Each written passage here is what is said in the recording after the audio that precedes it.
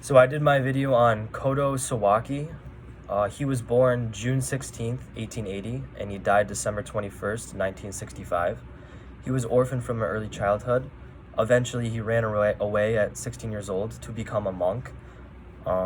He was drafted into the Russo-Japanese War in 1904, but after the war, he returned back to the study of Zen because he loved it so much. By 1949, he took on the responsibility of a Sanzen, which is the master. And instead of attending to administrative duties at the temple, he traveled around Japan to teach Zanzen, which is the meditation, to the lay people. He called this the moving monastery, and he even got the nickname Homeless Kodo as a result of this. He was basically the pioneer of the popularization of the sitting practice in Japan. He emphasized the importance of meditation over the study of text and even over the use of koans. So his teachings are all contained within a text. It's titled To You because each and every one of the teachings start with the words to you, and they were all compiled by Sawaki's successor Uchiyama Roshi. So Sawaki was greatly remembered for his charismatic, direct style of communication, very blunt, very straightforward. And I personally found 34 excerpts of teachings, and I will only discuss a few of the most prominent. The first one I will discuss, it's labeled, To You Who Can't Stop Worrying About How Others See You. This lesson basically points out how humans are constantly comparing themselves to others when there is no need. Each and every one of us has to live out their own life, and there's no point in wasting time thinking about who's the most talented.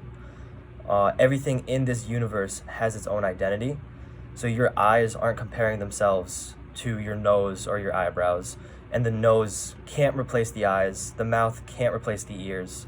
Each and every part of your face has its own identity, its own duty. Sawaki said, living out the Buddha Dharma means fulfilling your function completely without knowing that you're doing it. A mountain doesn't know it's tall, a sea doesn't know it's wide and deep. Each and everything in the universe is active without knowing it. The next teaching is To You Who Think There's Something to Being In. So this basically states that everyone is constantly hanging on to others. So when you see someone eating pizza, you will want to eat pizza as well. When you see someone with new sports equipment, you will want new sports equipment as well. We all live in a group stupidity and confuse this insanity with true experience. Sawaki states that it is essential that you become transparent to yourself and wake up from this madness. It is better to go out on your own and leave the group, walking on your own 2 feet.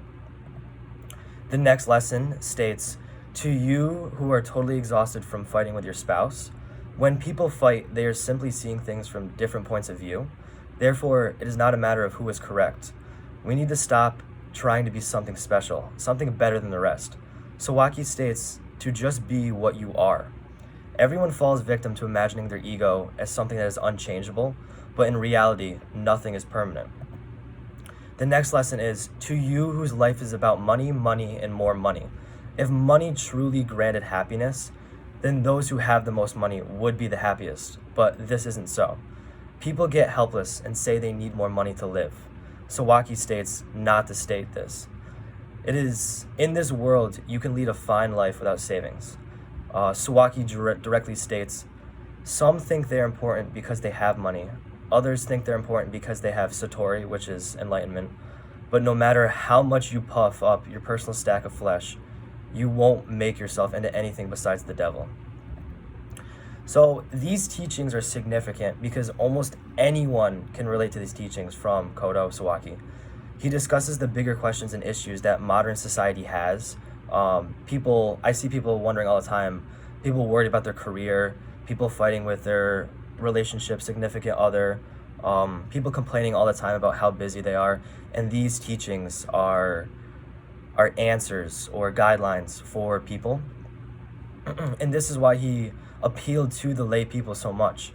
He addressed life questions that many didn't have answers to.